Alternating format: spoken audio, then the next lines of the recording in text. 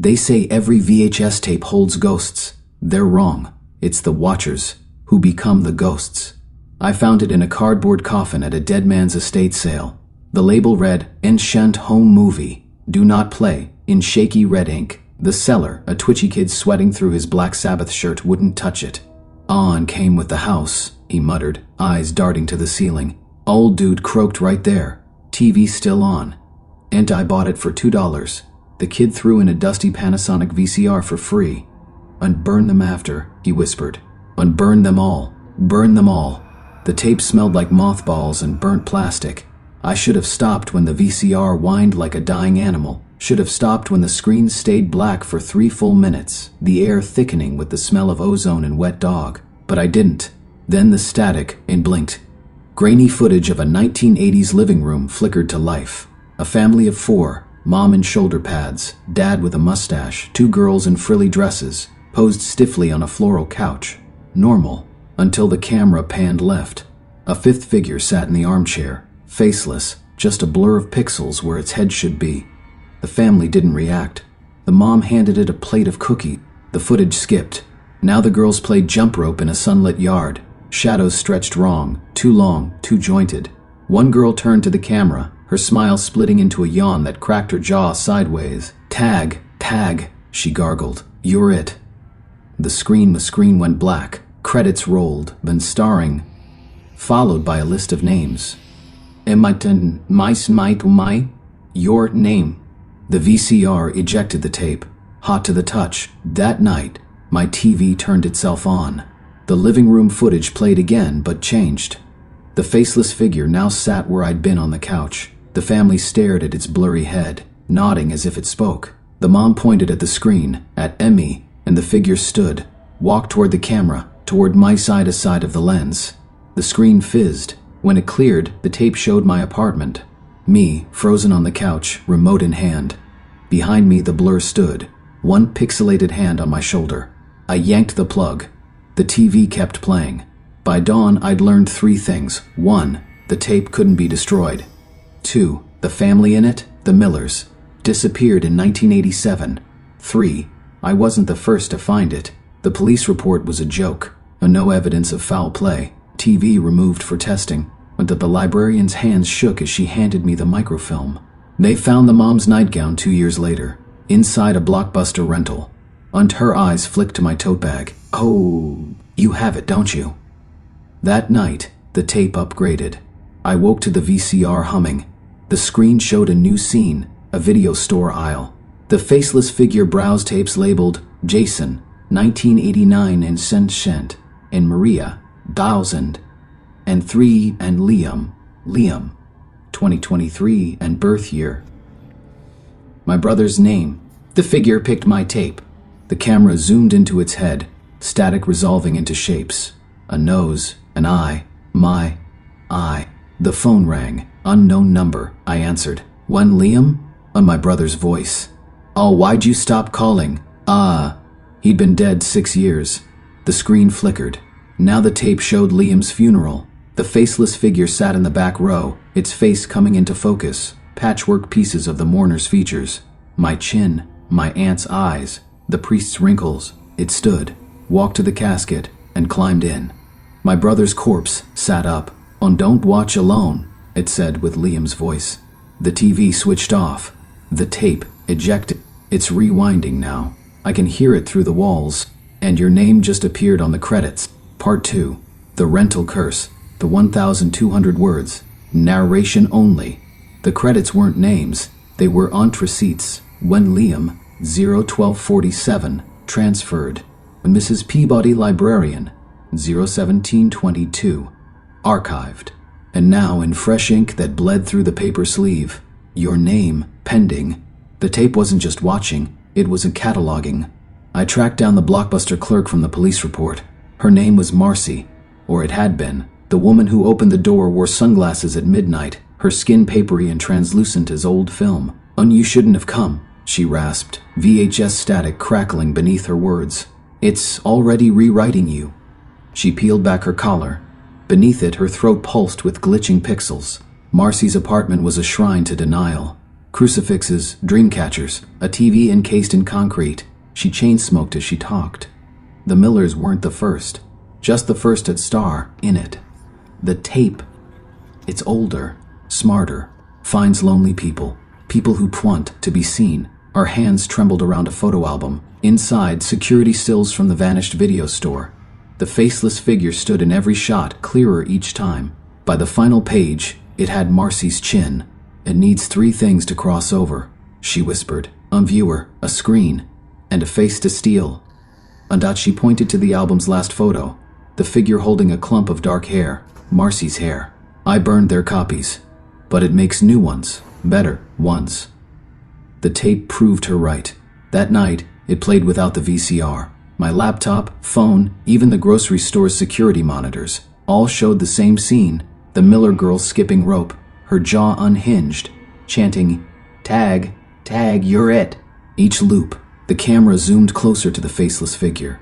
Now it had Liam's nose, my eyes. Marcy called at 3:07 a.m. Check your mailbox. The package reeked of mildew.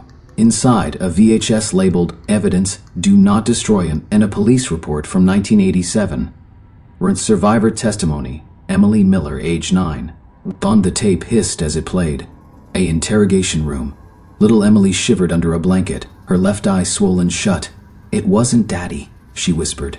"It wore Daddy." Made him say the words. The detective leaned in. "What words, sweetheart?" Emily's good eye rolled back. More turn. Then he came apart, like TV snow. The footage cut to Emily's hospital room. Night vision. She slept fitfully. The wall TV fizzed to life. The faceless figure stepped out, pixel by pixel, and knelt by her bed. "Thank you for playing," it said in her father's voice. Emily woke screaming. The figure pressed a finger to her lips. "Shh, you'll get someone new soon." The tape ended. The police report's final page, Emily Miller, discharged, current whereabouts unknown. Marcy's scream through the phone snapped me back. "It's here, it's..." The line died. Her apartment door hung open. The concrete TV prison lay shattered. On the floor, a VHS labeled, "Unmarcy, Final Sale." And shouldn't have played it. The tape showed Marcy's last moments. She huddled in her bathroom, smashing mirrors. The lights flickered. The faceless figure oozed from the sink drain, now 90% human. My brother's jaw, Marcy's hair, Liam's laugh. "Time to return your rental," it giggled, snapping her neck with a sound like rewinding tape. The screen cut to a new scene, me watching this tape right now. The figure waved, "Brought a friend." It stepped aside, revealing Liam or something wearing his skin. His eyes glowed CRT static. "Missed you, bro," Not Liam said. The TV exploded. Shards rained down. One sliced my palm. The blood didn't drip. It had crawled toward the VCR, forming symbols matching the tape's glitches. The walls whispered, "Almost whole." I found Emily Miller in a nursing home, or what was left of her. Her face was a mosaic of skin grafts, her remaining eye milky. "Ah, you fed it," she croaked, gripping my wrist. Her touch left pixel burns. "Every second you watch, every person you show, it digests you." And she lifted her gown. Beneath it, her torso flickered, a staticky void where organs should be. I lasted longer. I never hit play again. Too late for me. The ride home was a montage of hell. Streetlights warped into film reels. Pedestrians' faces glitched into the Miller families. My phone buzzed non-stop. Unknown numbers sending clips of me sleeping, showering, bleeding. The final text. "Thank you for your donation. Prepare for transfer." Now the tape waits on my desk. It's growing, throbbing. The label peels back, revealing your name beneath mine. Play it, and dare you. Part 3. The final cut. 1,200 words. Narration only. The tape didn't need a VCR anymore. It bled through every screen. Phone notifications, car radios, the flickering monitors at the gas station where I begged for matches. The cashier's face glitched as he handed me a lighter. "One cool filter," he said, pointing to my reflection in the security mirror. My eyes were static now. My smile flickered like bad reception. Emily's warning clawed at my skull. I needs a face to cross over. A complete face. I knew what that meant. The entity wore Liam's jaw, Marcy's hair, the librarian's eyes. But mine were the final pieces. I drove to the Miller house, the only place left to burn. The walls were papered in film strips, decades of victims frozen mid-scream. The TV in the living room still worked. Of course it did.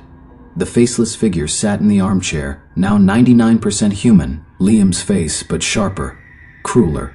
The static around its head had condensed into a single missing feature, Emily left eye.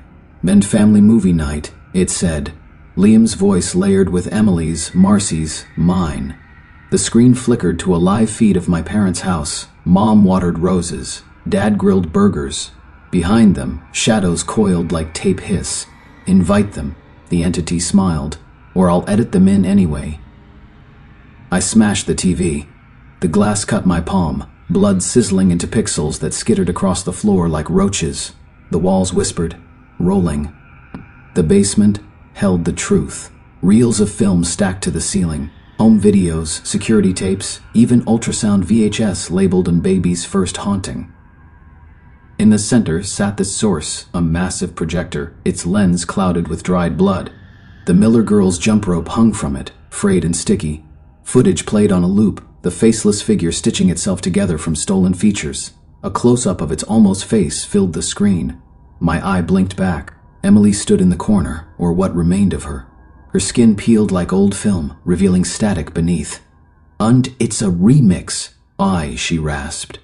"Every viewer adds a scene. Every death edits it closer to unreal." Once she pressed a rusted film splicer into my hand. "One, cut your scene out, before it renders." The projector whirred. The tape's final act played. In the footage, I stood, here in this basement, holding the splicer. The entity entered behind me, fully formed, my face, Liam's posture, Emily's grimace. "Action!" it sheared, snapping its fingers. The projector roared. The film strips lashed my ankles, dragging me toward the lens. I plunged the splicer into the reel. The world stuttered. Time skipped like a scratched tape. One moment, I was free. The next, the entity wore my eye, my cheekbone, my grin. The projector beam pinned me to the wall, burning my silhouette into the film. "Perfect cameo," it hissed. "Now fully my twin. Now for the sequel." It pressed a VHS into my chest. The label read, "Director's Cut, your name." My blood soaked the tape, sealing my fate. The transfer was intimate. The entity didn't kill me, it spliced me. My memories unspooled, first kiss, graduation, Liam's funeral, edited into its film. My face became its face. My voice became its laugh. I fought, but how do you fight your own reflection? The credits rolled. I wasn't in them anymore. Now I'm here, in the static between channels. It's worse than I imagine. The tape spreads faster now. TikTok challenges, Zoom backgrounds, that annoying ad before YouTube videos. Every view stitches the entity deeper into reality. Every share lets it cast new roles. But you already knew that. Your phone buzzed halfway through this story. A notification, a new trend alert, VHS filter, you ignored it. Then your kid sister begged, "It's so retro! It's so retro! You caved!" Let her film you dancing, laughing, bleeding. The filter glitched. For a second, your face looked pixelated. Check your gallery. That blur in the background? Not a glitch. It's waving. Burn your phone. Smash your screens. Too late. The tape's upgraded. It doesn't need VHS anymore. Just eyes. Mine work overtime now, projecting from the void. I see you reading this.